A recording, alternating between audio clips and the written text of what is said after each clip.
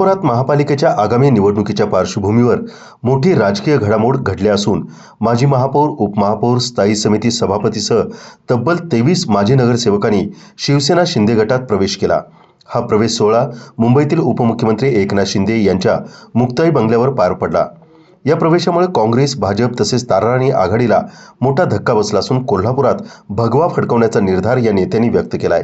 या कार्यक्रमाला पालकमंत्री प्रकाश आंबेडकर, आमदार राजेश क्षीरसागर आणि माजी आमदार जयश्री जाधव यांची प्रमुख उपस्थिती होती।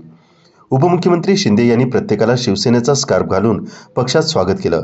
शिवसेनेत प्रवेश केलेल्यांमध्ये माजी महापौर सुनील कदम, प्रभा नाईकनवरे, उपमहापौर दिगंबर फराकटे तसेच शारंगधर देशमुख, नीलोफर आजरेकर, पूजा नाईकनवरे, अश्विनी बारामते, सुनंदा मोहिते, नीता गुरव, अनुराधा खेडकर, अभिजित चव्हाण, रीना कांबळे, सीमा कदम, अर्चना पागर, कविता माने, सत्यजित कदम, संभाजी जाधव, प्रकाश नाईकनवरे, संगीता सावंत, जहांगीर पंडित, भारत लोखंडे, आनंदराव खेडकर आणि रशीद बारगीर यांचा समावेश आहे। या पक्षप्रवेशामुळे आगामी महापालिका निवडणुकीत शिवसेना शिंदे गटाची ताकद मोठ्या प्रमाणात वाढण्याची शक्यता असून राजकीय समीकरण बदलणार असल्याचं स्पष्ट होत आहे।